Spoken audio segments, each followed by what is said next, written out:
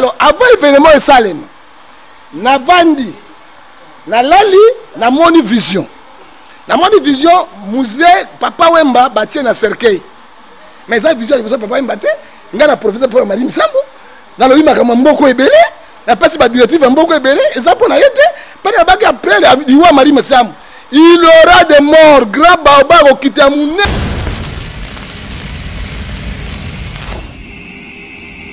Tala ngai ye oyo, nazo te. Oyo interprète na ngai, Papa Wemba ye oyo, azo prier tala yango bien, parce que bilili elobaka. Oh, azo kosa, azo sala yango oyo photo. Oyo zali ngai nazo te. Oyo interprète na ngai, oyo Papa Wemba oyo garde corps na ye, directeur kala la ami na ye oyo na suka.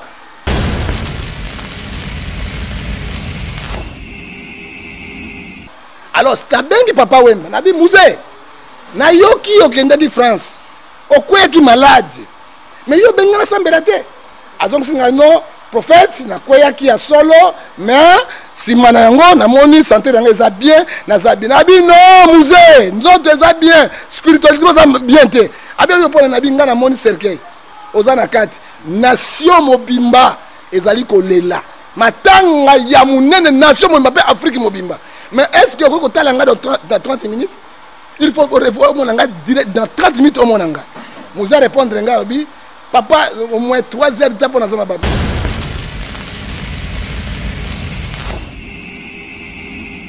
Na boye ki papa Wemba lisu soko ma église pour la nini? Soki papa Wemba koti na église, ba mire église ko bukana. Trouble soki bato nyoso bakita na bino non, o eza danger.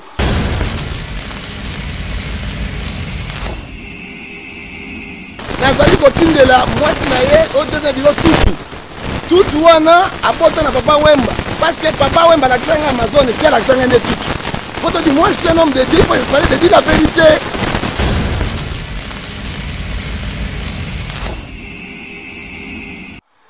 Sengai moto na bimisa ki na prison na ba prière na nga. Awa journaliste tala azali na église azo sambele pa na nga. Prophète na yo, Papa Wemba yo, il prie.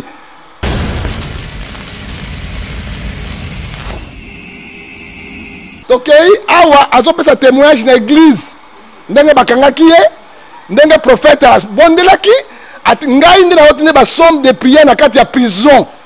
Na prison ngai na otinda ezo kite pas tout.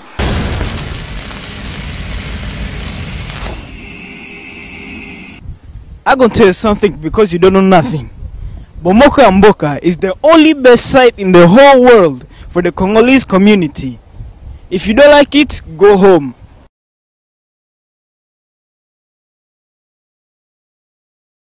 Go home. Nazo pambola bomoko ya Mboka mingi namoni penza etalisi pena eza bomoko ya Mboka ezwi Mboka efandisi Mboka ekonzi Mboka epesi Mboka oyo lolenge ya kozala na Mboka ya na biso bomoko ya Mboka oyo na senga na bandeko balanda bomoko ya Mboka nkola pambola bango okoki kozala moto olekisaka ngoma mingi na mabondeli mpe otonda onction okweyisaka bato kasi soki ozangi bolingo ozali se ngongolo ya pamba. Papa yoka losambo ya ngai mwana ye nga oyo nakolela misoli na miso bomoko ya Mboka na cadre toujours ya kolukela bino d'information bo yebisaki biso boza vraiment na posa boyoka pasteur na biso John Ngefa prophète John Ngefa na bomoko ya Mboka. Tout sali par tous les moyens prophète Ngefa moto ya batu tant to bengaki ye a hésita quitter alobi toya to sala na ye émission po boyoka ye ndenge nini akolobela bino. Patrick Momole bomoko ya Mboka toujours na top na cadre toujours ya ko satisfaire ba public na biso o balandaka biso nde toye liboso ya pasteur. Pasteur bonjour.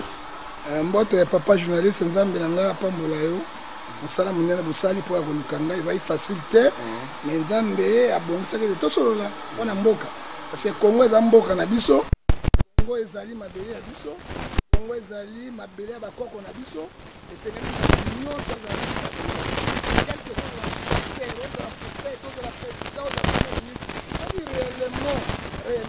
réellement ozali mwana ya mboka iko basusi ya mboka papa tozala mboka mosusu te soki bazali ya mboka na biso brazzaville mboka na biso, angola mboka na biso, mabele na biso mboka na biso oyo mabele ya bakoko na biso yango ifo tolinga yango na niveau nyonso nasepeli na bino ndenge boye mpona kosola na makambo ya mboka nzambe nanga pambola bino pasteur bana poto bana ya Afrique bana ya Angola États-Unis mokili mobimba boyoki bino moko ndenge prophète na biso John Ngefa zali vraiment kobeta sete na likambo oyo etali mabele likambo ya mboka mais papa na biso John Ngefa tozali nanu na sango oyo ekomeli biso ya pasi ya mwana na yo moko ya molimo papa Wemba atiki biso tango oyokaki sango wana ezalaki ndenge nini?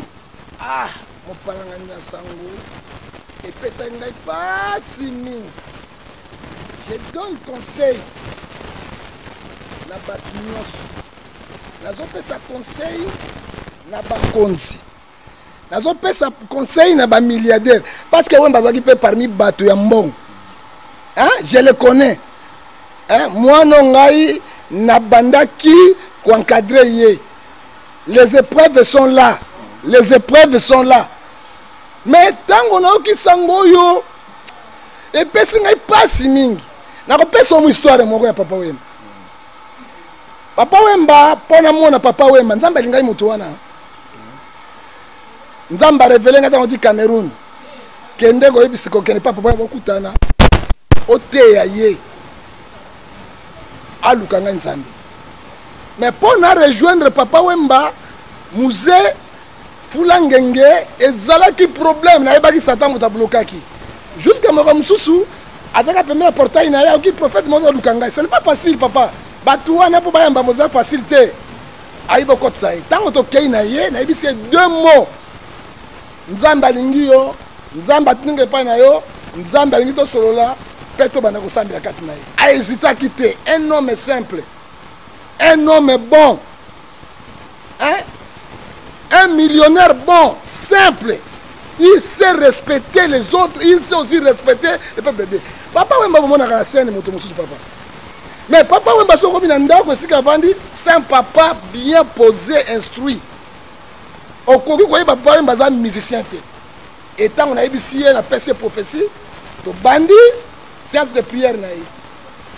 To bandi moko mususu nataka se souvenir na ye to vandi bo Rachidi Kupa ye ayaki na mbongo ebele kotikela musée sikoyo musée ebisi abino naza na prophète awa abi Rachidi Kupa nenga alobaka Rachidi Kupa nabengi bino nzela malamu omoni nzela malamu nabengi bino nzela malamu nabengi bino wana musée azoba na Rachidi alors Rachidi asaki biloko na rapide akei to bandi kosambela na ye na parce que c'est lui moko ezalaki epai na ye wana tobandi kosambela na ye et puis na bamusicien nsima nango eleki quelque temps alinga kende poto nayebisi na bimusée kokende poto te tu seras arrêté et humilié.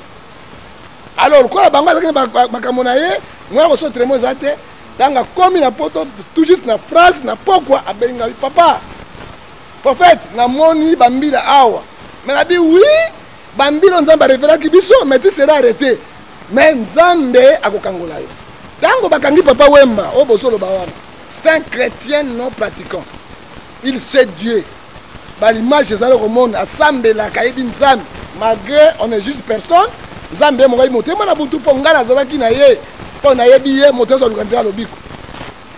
Alors nabandi kokomela ye kosala bapriere nasali priere na village molokai na bashege nyonso base bondo bana nyonso akosa pe prière mosusu na tango na prison na ndako na ye na ma campagne etant asili prière na lobi dans 3 mois na sakoli papa Wemba bakobi et tango azalaki na prison na bandi kokoma ba somme de prière nazali kotindela mwasi na ye odeza bilo tutu wana abota na papa Wemba parce que papa Wemba alakisa nga Amazon te alakisa nga nde tutu photo du moi je suis un homme de Dieu, il fallait de dire la vérité.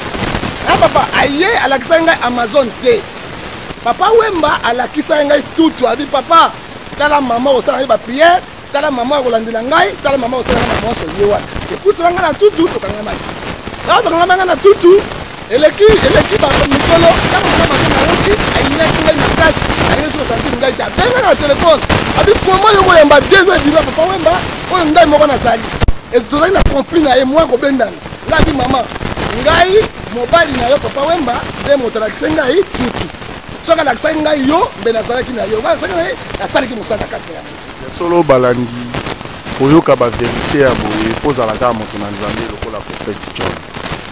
Prophète John azolobela bino oyo ye ativaki na papa Wemba eza maloba ya solo ya vérité ya moto na nzambe.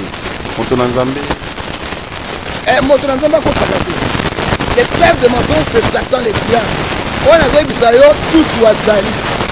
Nano matanga akoya ba journaliste bo lukaye akozana kitasa bo lukaye bo lobotu na ye loko na zolo baso eza vrai to vrai te. Alors tango to bimisi papa na prison tozonga ki to kote ko sambe. Naza na photo moko mama pisanga photo wana. Pesanga photo moko wana. Tango abimi na prison. Sengai moto na bimisa ki na prison na ba prière na nga. Awa journaliste tala azali na église azo sambele pa na nga. Prophète na yoyo papa Wemba yoyo il prie.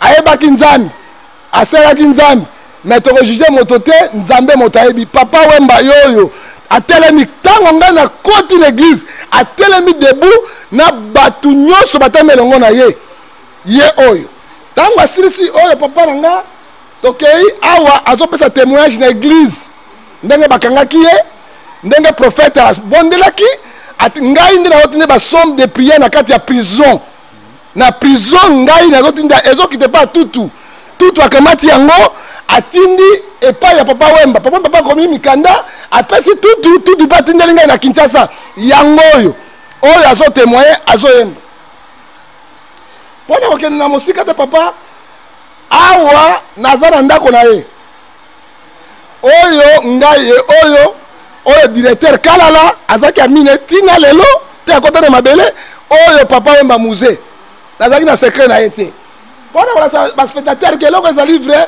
tala ngai ye oyo nazoteya oyo interprète na ngai papa Wemba ye oyo azoprie tala yango bien parce que bilili elobaka oyo azosala yango oyo photo oyo ezali ngai nazoteya oyo interprète na ngai oyo papa Wemba oyo garde corps na ye directeur kalala ami na ye oyo na suka azalaki mutu oyo azalaki kosambela nzambe azalaki kosala nzambe awa avandi azoka au revoir na suka naboyaki papa Wemba lisusu akoma na église mpona nini soki papa Wemba akoti na église bamire ya église azali kobukana trouble ezalaki bato nyonso bakitaki na bino nono oyo eza danger non assistant personne au danger nayebisa musée mais okwa non assistant personne au danger ça ne va pas au moins ngai na yako na ndako na yo na ba pasteur tosalaka prière tokosala série de prière wana tozosala série de prière wana tango makambo esili dans quelque temps tosali moins séparation domaine ya musique ya domaine mo compliqué bon domaine wana ezali compliqué parce que tokojuge mutu te na séparation tosali muke ya ke c'est moi mikolo mais tozaki na ba écoute tozali kosolola tozali pe komonana makana ba séparation wana na yei mokolo moko tozali na pasteur Didier na côté ya nabi tala thème nzamba biso to partager les arbres sont allés oindre leur roi abi comment banjete ekono ne roi na bango apesa épine na apesa banze nyonso na bi nyonso nzamba ba arbre ezali bato soki biso to kobongwa mate to ko luka nzambe te to ko kufa solo na nzoto na molimo et akamwe to solo li bien alors ça il commence à tout ça continuer na to ko solo la makamwe nyonso to zalaki na ye alors avant événement et Salem na vandi na lali na moni vision musée papa Wemba batie na cercueil mais ça vision de papa Wemba te nga na professeur pour Marie Misambo na lo imaka mboko ebele na pasi ba directive mboko ebele eza pona yete Après l'Iwa Marie Messam, il aura des morts. Grand Baobab au Kitamounene. Toyoka qui a un pasteur, et qui même polémique na niveau ya République Mobimba, Baoy Bazalaï Kolanda, prophète Alobaki ke après l'Iwa ya Marie Misambu, et un musicien moko ya Munene ya Mboka Oyo, Arokweya. Yango na cadre toujours ya koya koluka prophète ne toyebino boyo kapena vérité muto alobaki a prophétiser qui pour na makambo wana yeyo prophète na biso John. Alors Nzambe alaksai ngabi grand baoba bibo bangate. Grand baoba mako kweya et puis bezo continuer décret royal Nzambe kiti na mboka oyo. Bato ba ko repartir te. Bato bazaka na kolona Nzambe lokona libanda alors là Nzambe ko doit charger na bango. Alors stabengi papa wemba nabi musée na yoki okende di France okwe ki malade mais yo bengana sambela te azong singa no prophète na kweya ki ya solo mais simana yango na moni santé yango eza bien na zabi nabi no musée nzoto eza bien spiritualité eza bien te abi yo pona nabi ngana moni cercueil ozana kati nation mobimba ezali kolela matanga ya munene nation mobimba Afrique mobimba. Mais est-ce que vous avez dans 30 minutes? Il faut que vous ayez dans 30 minutes au monde. Vous allez répondre, papa, au moins 3 heures de temps pour nous avoir. Soit 3 heures de temps. Mais là, ça ne peut pas bon. Ma belle est malade, madame, au moins 4 heures. Alors, papa n'a qu'à soit qui n'a pas Abidjan, n'a pas Lukayo, pour tout ça, il y a un moto, n'a pas un gagnon, c'est sur la 4 naïe. Si bâtiment, n'a pas la 4 Abidjan, à quoi à Koufi. N'a pas qui passe, n'a pas ah. Ce qui n'a coûté na kinaï, na ibisa kan site d'internet. Parce que na ba ko kende kuna te. Magem mbongo wa ko kende kat na ngote. Hein? Na sauver na bambisika de belé na makambo ebele ko kende te. Tala na Nzambe alobi mbala mususu mbe azalaki.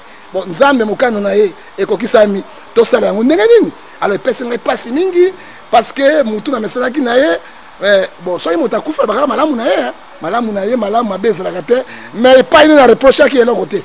Na mona zaki modèle na mona ki ayi papa un responsable hein makababongo pa un musicien et pas une épine zaki nangote mo biso bisa musée comment yo former batu nyonso ba musicien nyonso minene na Congo mais même ma musicien wana kaka ba finga kayo balobaka mabe réaction nani na bi ah prophète na kwa biselo ko moko don Nzambe pesa nga ya munene ezali mungongo na ngai ba misien tu bakokende na kotikala ngai moko na kozwali nzanza na mongongo na ngai mais na koyemba mokili kolanda ngai mais na kozongisa moto mabete tika Nzambe azwango na charge mais ngai nazokama papa yemba kufi na mona ba ennemi juré na ye bon na kaboni batuté ba pour ça biso pastos à la lame de crocodile te aimez-vous les uns et les autres yango Congo ezobeba tant que prophète azoloba bato bazo comprendre azoba na vivacité na kanda pour azomona ba Judas d'Iscariote c'est plein de Judas d'Iscariote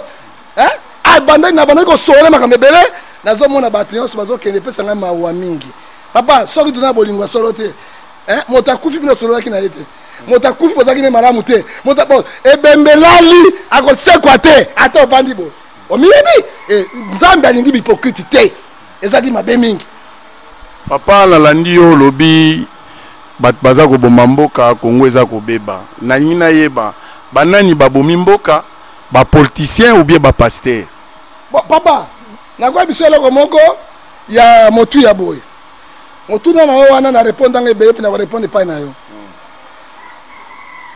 toute autorité vient de Dieu c'est ce que dit la Bible dans 4 Corinthiens chapitre 13 verset 1 mais bato ba simba kamboka na ya ba pasteur parce que les prêtres les pasteurs les apôtres ce sont les experts du monde mais mboko Congo ce que moni ezo koma na pasi boy ce n'est pas des politiciens ba politique ba bana na biso nde to bonda papa que dit hébreu zana bisayo parce que mokana na Nzambe hébreu 13 ezo bisayo biso nini parce que la Bible c'est notre constitution boy était papa journaliste ezali boy papa et dans notre constitution hébreu azo bisayo biso boy oyo kalikambo ya somme obéissez à vos conducteurs aux pasteurs aux apôtres et avec la différence et là on a séparé na papa wemba so ko za musali na Nzambe na kana ba pasteur belé il sait respecter les hommes de Dieu malgré makambo wana papa nzambe alimbisa sikazali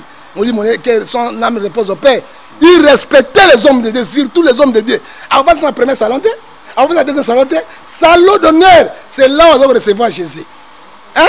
Alors dit, et pour la différence, quand il verse vos âmes, dont ils devront rendre compte à Dieu. Ce sont les hommes de Dieu. Ils devront rendre compte à Dieu. Ce qu'on dit, comme la corruption. Les pasteurs ont trahi la République démocratique du Congo.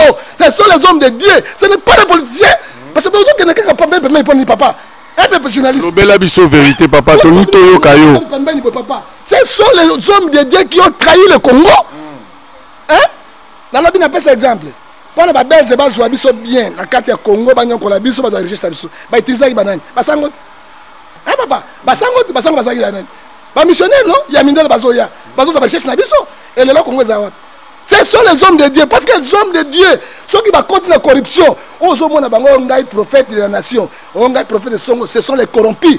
Alors, Nzambe, ça, la corruption, et tant que Nzambe, continue la corruption, bateki mboka.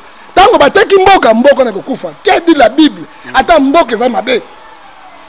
Dès Joël chapitre 2, verset 17, ordre la politique de l'autel. Pleurer les sacrificateurs. Alors, pleurer à l'Éternel. Qu'ils disent Éternel épargne le peuple en danger. L'Éternel épargnera. Balobi président de la République. Balobi premier ministre. Biso to bon pour le président, premier ministre du gouvernement.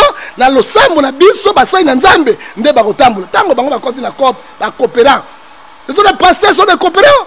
Hein? Ce sont comme les musiciens. Coopération grave. Ils ont trahi le pays. Tant qu'on a trahi le pays, boulou est côté n'importe quoi. Moi ça lié na ondengo lingi sala. Premier ministre Bendo Ayo, président Bendo Ayo, bourgmestre Bendo Ayo, parce que zalibo. Ceux qui bazali ko banga nzambe, bazo tambo na droiture, lo lengo nzambe alobi, papa mboka ko sana boité. Yo kali susu Néhémie chapitre 9 verset 27.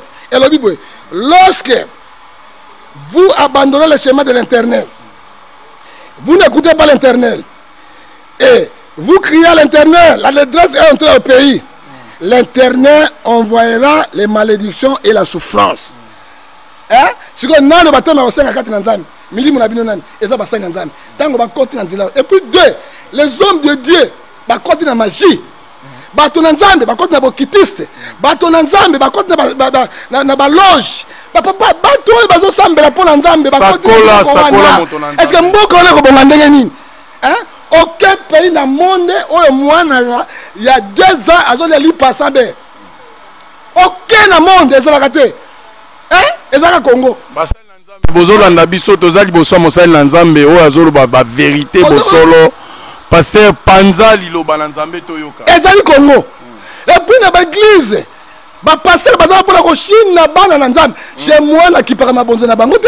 Dieu me bénit de toute façon. C'est que je fais Dieu me na dans la bateau na supporter bango. Un pasteur, un prophète, oh ba bengi bishop, archipape, bazala ka te, prophète de la nation ça te. Alors. Ah papa, dis-moi tout cas, adjoint na temps na pied. Thomas Penel LG ozolanda na Suède ozoyoka maluba mosali na nzambe sayo azobisayo siko kana molimo mosata elingai ozomona parce que nobona mabeza na kata mboka papa hein akoka mto mama papa ofrande comme 50 francs na kata église azuyanga kena tena tele continental ye wana bandumba na milation à l'état bakata njoloko azana ba lotoko azana ba bangi azana ba dog siko banzamba ko mboka na papa olobi makambo offrande balobi soki loboko à gauche pesi à droite yebate mais lelo tokoma komona offrande et bandi ba $2000 $5000 bat baya nango ovi à tout le monde bat ba mona eza malamu papa ngala sa offrande nga kiti momba dimanche 10 000 francs 8 000 francs na tungisa ba le peuple sont en souffrance na tungisa bango ponani ça c'est l'escroquerie bayi banini ba pisanga misopo na bango na lolemu na bango bana Congo bomoni ba jara ba pasteur obiso tozala bango posa bango ba pisanga ba zolo na bango bilamba na bango parce que mon peuple l'église nanga ba souffrir na ko souffrir bango defa ponani un mobona pesa bo ndamba osala non moi je ne fais pas ça wana maman président Azali parce que nga za wana tozala pona otanga ba kombo la bino te totanga ba kombo la bino mo bomiyebi hein toma akopera e bomiyebi ne bozawana minga kolobeza te tozaka toujours pour la sanctification pasteur azote ya bino bobongo la nemité manan bobongo wanité papa sakola to papa obi bible zo bisabiso loko moko kope et comment siko na l'église boutique na ba église. Ah Nzambe, c'est la vérité te ya papa. Oh, entreprise et le moi ça Nzambe comme entreprise. Yango moninga na okufa pona Congo. Amen. Hein? O mona zo toka papa. Na okufa po motako bomanga pona Congo. Ata na kufi na za martyr. OK? Ba ko luka bomanga rien, église comme entreprise, boutique pour compte facile les églises. Est-ce que réellement Nzambe atindio? Pour nyoko la bato, on souffrir bato, yoko tourner bato. Kabila na problème était.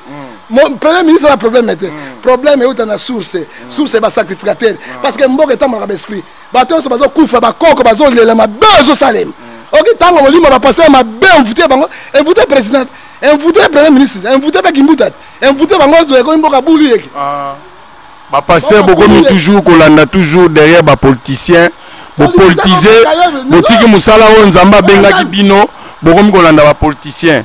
Papa biso bana Congo baza na posa na yo bayoki yo mingi maloba kitoko oza côté ya liloba na Nzambe oza ko manyola na yango balingi vraiment olobela bango mingi o etali ba pasteur mingi babungi nzela ya losambo bakoti na monde bokitisme ba monde koti na ba monde ya pamba pamba bakoti na makambo ebele bambe babungi si libota na Nzambe ozali ko yebisa na bango nini papa nazoka bisa ba pasteur wana boy Nzambe apesi bango dernier avertissement parce que liwe silité hein. Hein papa, liwe silité. Hein ça continue.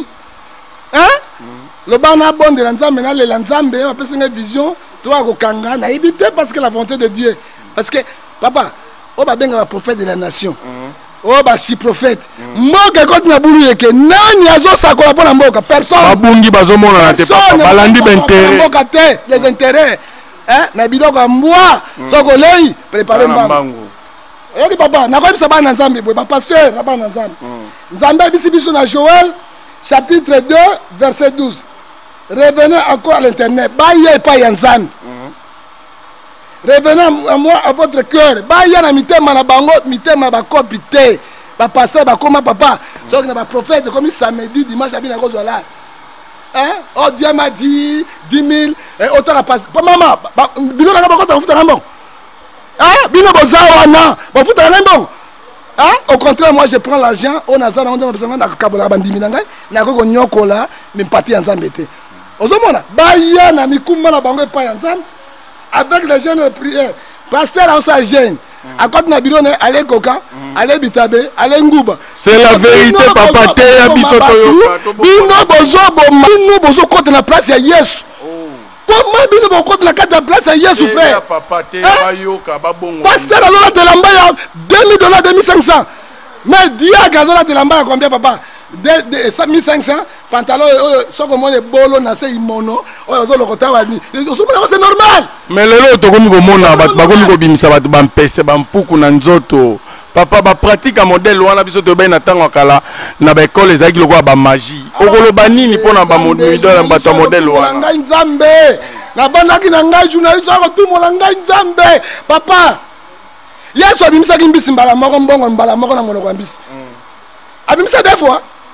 Les telles pratiques journalistes grand goubou parce que ça force so comme ta makasi to ko katana ganga na Lyon papa yonga na yo to sana be ko primaire bon mona kateke magicien azuma banga bongo li bombo tole to mona ki yango na lobi ba pratique modèle wana et ça la moralité sur comme na église et comme na église papa yo mona kiteke OK na wenze na zalo laksa misapina yo batani misaba mona ki yango te babunga papa babunga bazonga na ba église ko pita papa mais bato akufina mama me combien kena ko seko sabango te bazo misaba mbimba mbongo na baboko ndako bato tozomona mabenda minene na nzoto basi eza ko bima mabenda zo bima non eza biloko bandoki batiaka banguma zo tiam kati na ba coopérant ce sont les marabouts les féticheurs ce sont les magiciens qui pratiquent ça la prophétie papa yoka la prophétie la plus excellente c'est la parole de Dieu.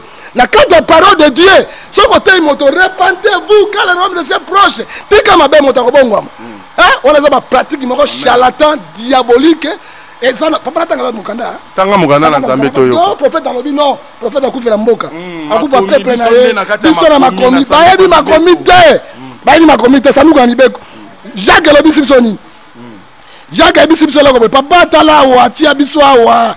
Olukaki makambo mo na makambo. Oyoki? Ngai te, libota na Nzambe nde balukaki yo bayoka yo. Bayoka makambo papa. Eh balobi Jacques chapitre 3 verset 15.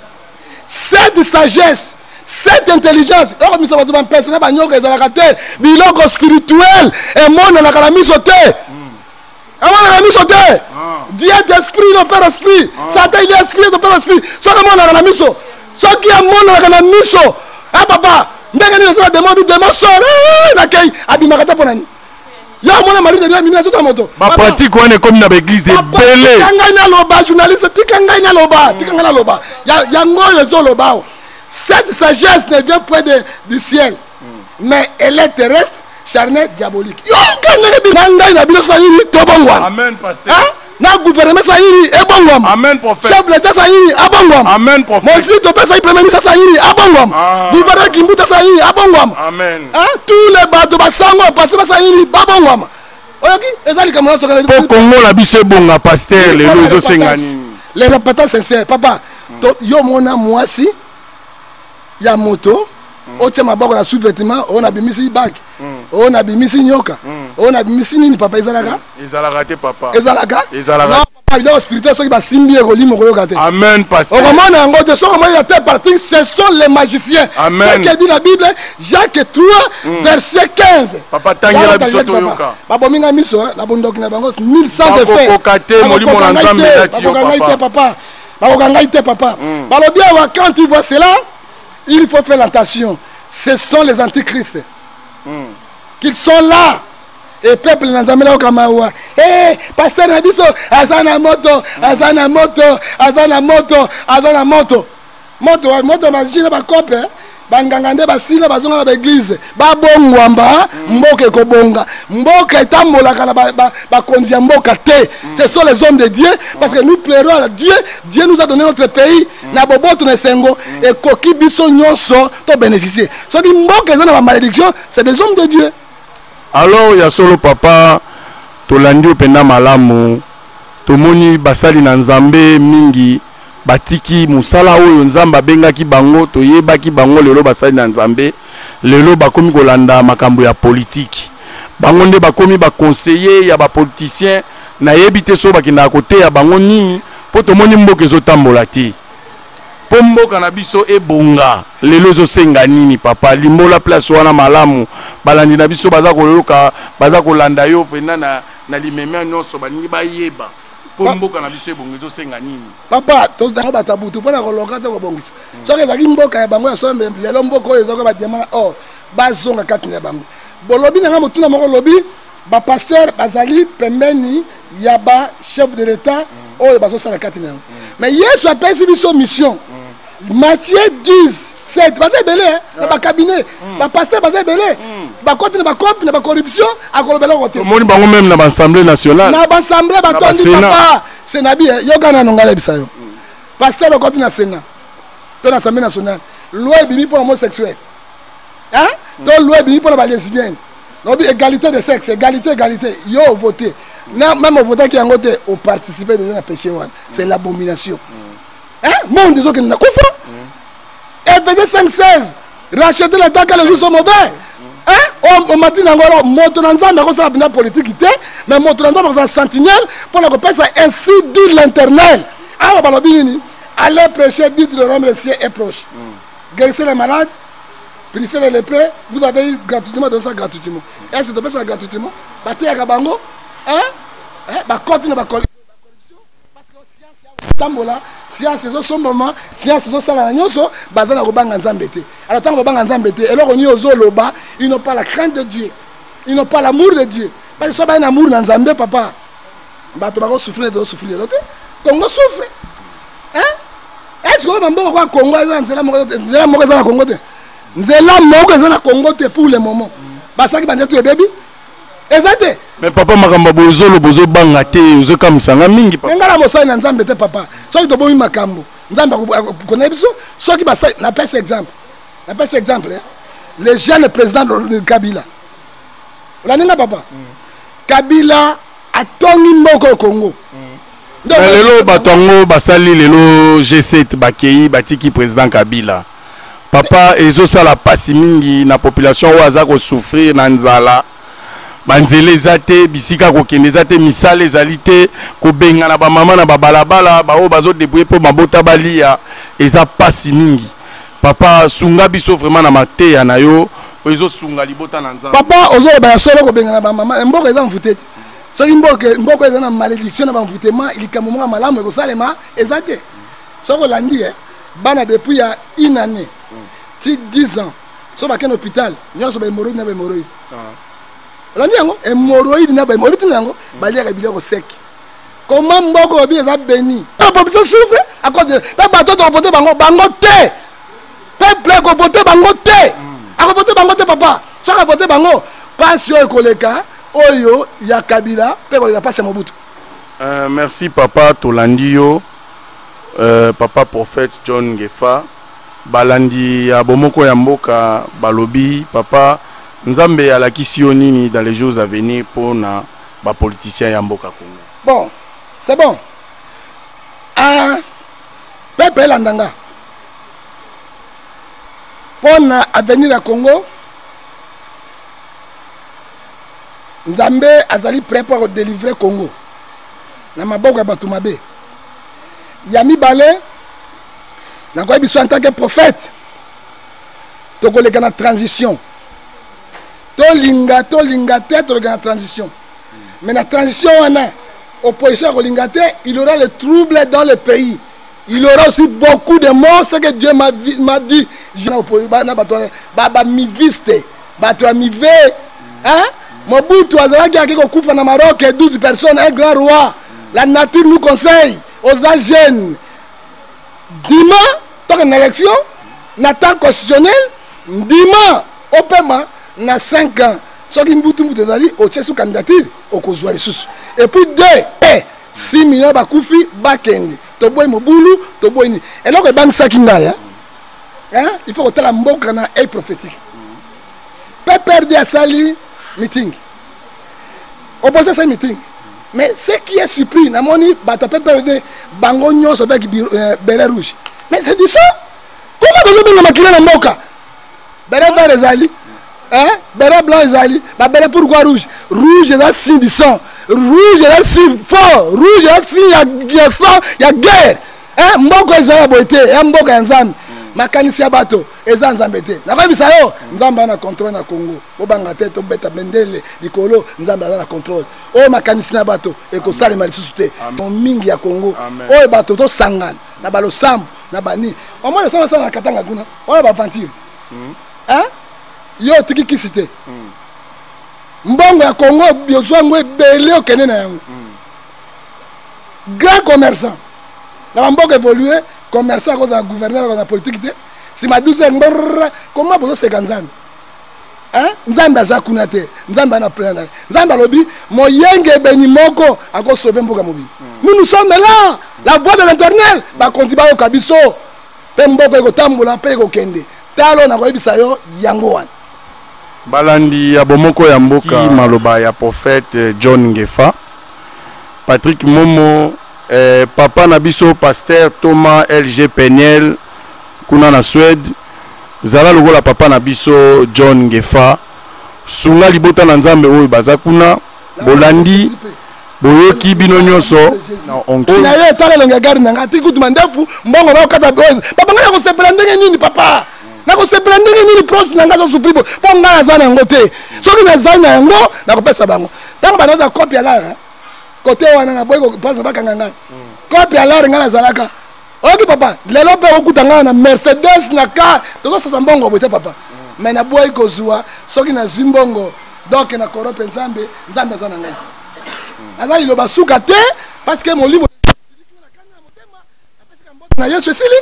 Merci papa nabiso John Ngefa nasi balandi nabiso ya bomoko ya mboka bolandi na susi na bino toyaki na kati ya temple kokutana na moto na nzambe boyoki nini oyo moto na nzambe alobi concernant makambo etali liwa ya papa Wemba concernant makambo oyo etali basali na nzambe concernant makambo ya politique ya mboka mingi ya koloba ezate topesi nyonso na nzambe te prophète John Ngefa numéro na ezali boye Pour la moto de contacter ngai, tous en apprendre au sungabino.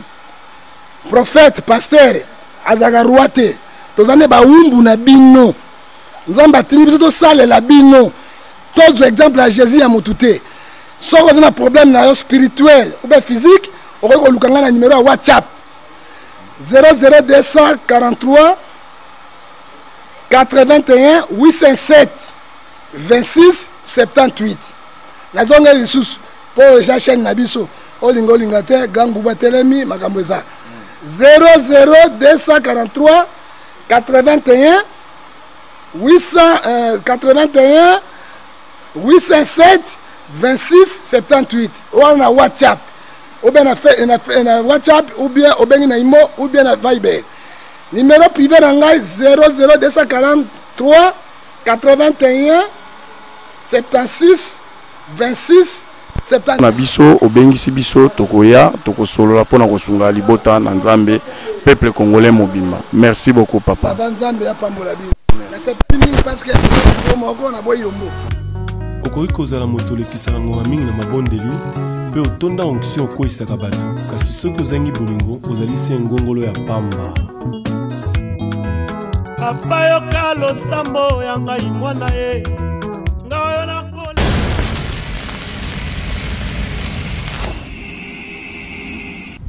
I'm gonna tell you something because you don't know nothing. Bomoko ya Mboka is the only best site in the whole world for the Congolese community. If you don't like it, go home.